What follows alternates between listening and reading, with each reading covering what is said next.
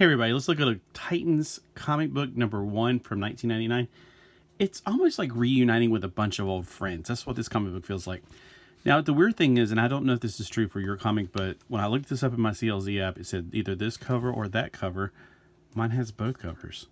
But this one's on the outside, so that's what I put in my CLZ app. It also had the barcode for direct sales.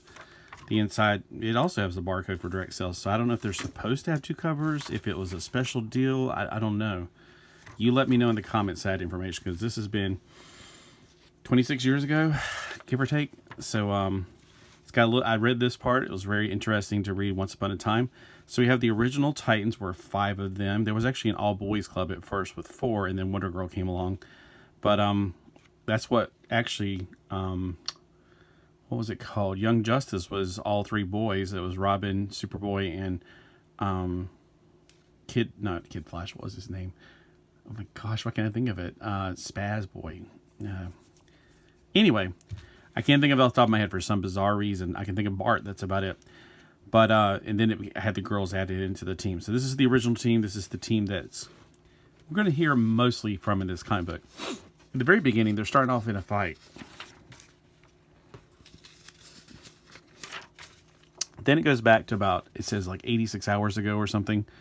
98 hours ago. They're all sitting in a restaurant. At first, I was having a hard time. I thought this was Wally.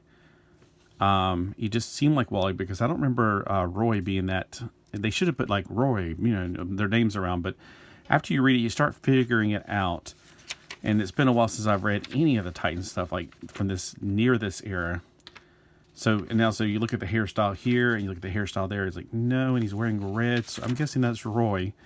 This doesn't look that much like Wally, so, but it is Wally. And then that's Dick, and that's Troya, or Donna Troy, or whatever she goes by now. And it's you got all the rest of that. And then of course, Roy, please. He's talking to him, so that should have given me the clue right there. Don't order the fish sticks. So we got Garth here, and it's a lot of playing back and forth. And Roy's daughter's part of the group, or she's part of the lunch. They're just eating lunch. It's like, what does everybody want to eat? World peace. Fish sticks. I didn't know Roy's this much of a jerk. He seems a lot more funny in this than I remember him. He seemed more serious in the comic, like he was even more serious than Batman. But in this one, maybe it's being a dad or something like that. Maybe that's lightening up, or maybe I just remember wrongly. But yeah, the little girl's just taken away. Like, no, Gillhead. He's like, my name is not Gillhead. Your dad may call me that because he's because I live underwater. It's Garth. It's Garth. I don't know. Garth takes a lot of crap from them. He really does. And during this time, it's a really different tone for this comic. There's Mother Blood, and she's like talking to him. He's like, yes, Mother, excuse me. And he keeps talking to different people. He's on that cell phone a lot. And it's like, every last one of them must be destroyed. Hold on a minute. Mom, I'm on the phone. So it's a lot more humorous, a lot more lighthearted. I'm enjoying this. It's a lot of fun reading this. Mostly they're just talking about putting the team back together, and then Dick's like, I'm out. And, you know, he's like, he's got too much going on. He's like, they're trying to keep him from becoming like his leader, his predecessor, Batman, because Batman's kind of a loner. Although he's always had a Robin, so I don't know why people have that misassumption. Then there's a subplot going on here where there's the cash people, what is it called? The bank. There's a bank robbery going on. This is even playing part of it.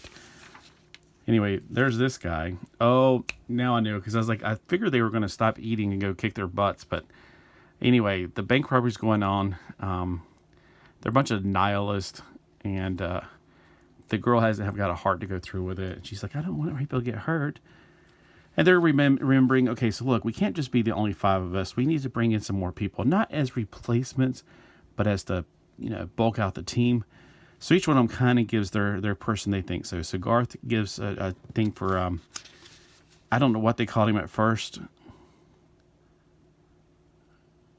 but it's Cyborg, basically. He's got new powers. It's really strange. He's more like a metal man.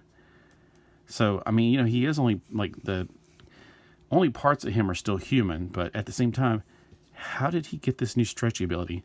Plus, he's got some cool new powers, limited shape-shifting, and cyber empathy. So he's more connected, like the Borg, I guess, to his armor.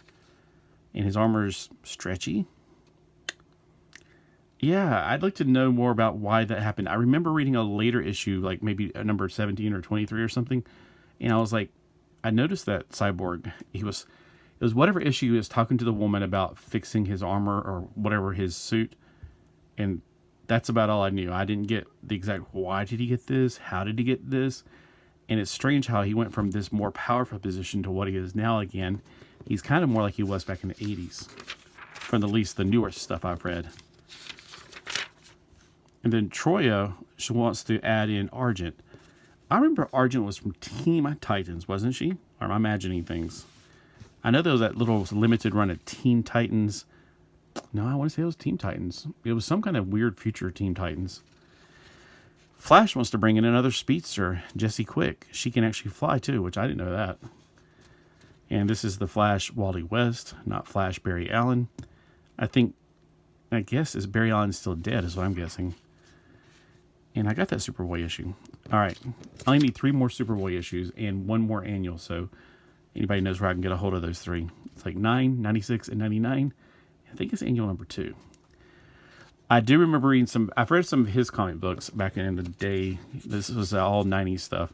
When they rebooted during Zero Hour, they brought in a bunch of new superheroes, and Damage was one of them. I've read the first quite a few, like his origin story, how he blew up his high school, things like that.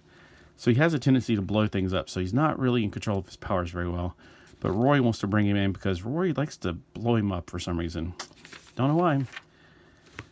All right, so everybody's got somebody they want to bring into it. Except, seems like, did Dick ever say he wanted to bring somebody in particular?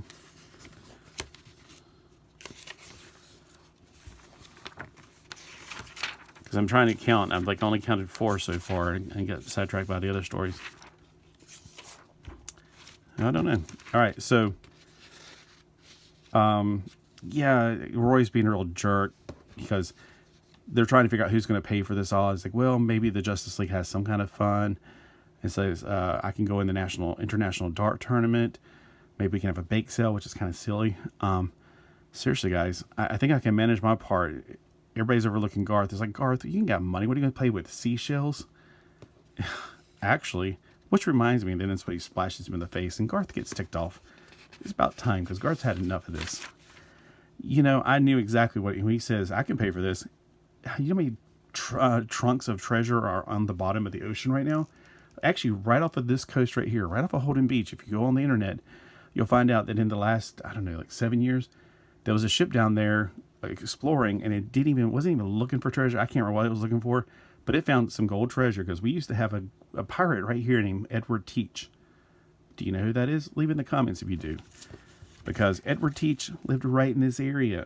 He might have lived right where I'm at right now. He might have lived in my house, and I doubt it, but he might have lived on the land that my house was on. That'd be awesome if I was in the backyard digging one day and I found a big thing of gold. I've always dreamt like that. Anyway, so he brings a gold treasure chest, like, oh, well, I guess you are going to be paying for it. And here's the check for the food. I'm sure they don't take gold. I do want to read this, because it's got Kyle Rayner and a bunch of new people I've never seen before. And the forearm guy looks really cool. Oh, Corey. That's who he wanted to bring in, because they were like, Corey, wait a minute. Didn't she go back to her home planet? Y'all were about to get married, didn't get married, yada yada. He's like, actually, she was living at my house. They're like, wait, what? On the couch. Oh, okay. I remember the conversation now. So Corey's the other one to join the team, Starfire. So they're out there working on the Titan's tower, because it was obviously destroyed in something. I don't know. I need to, whatever came before this issue, obviously was it issue -1 or 0. And lo and behold, the construction company happens to be a bunch of bad guys from Hive. Oh, well, here we go. And that's where we end up at the beginning. They're kicking their butts. So a fun issue all around. I really enjoy it. And I can't wait to get issue number 2. Oh, look, and they have Gen 13 in there. That's crazy. I love the 90s. This is a great era of comic books. I, of course, grew up in the 70s and 80s. But somewhere during the 90s, I had to fizzle out because I had college and real life and yada, yada, yada, yada, yada, yada, yada. So that's where I'm trying to start picking up and starting to carry on reading some stuff. I read a few things here and there, like, of course, Wildcats for a while. The Amalgam was like whoa, blew me away in 1996. But other than that, it was just such a hard time to keep up with anything. Because, you know, when you're in college, you ain't got money, you ain't got time. And then when you get out of college, you ain't got money and you're working like 5 jobs. So, yeah, it's time for me to start catching up. Let me know if you've ever read Titans number 1, and maybe you can fill in some blanks like what happened to the Titans Tower before that, etc. Did Argent come from Teen Titans, or was it... I vaguely remember reading something from the early 90s with the Titans and his suit. I don't know much about this. This was probably like a year or two before that, I'm guessing. But I remember her in that weird Teen Titans group she was in, but I swear it was Teen Titans. I only read like the first few issues of those. So, and I may be getting her mixed up with somebody completely different. All right. Have a great day. Thanks for watching, and Titans together.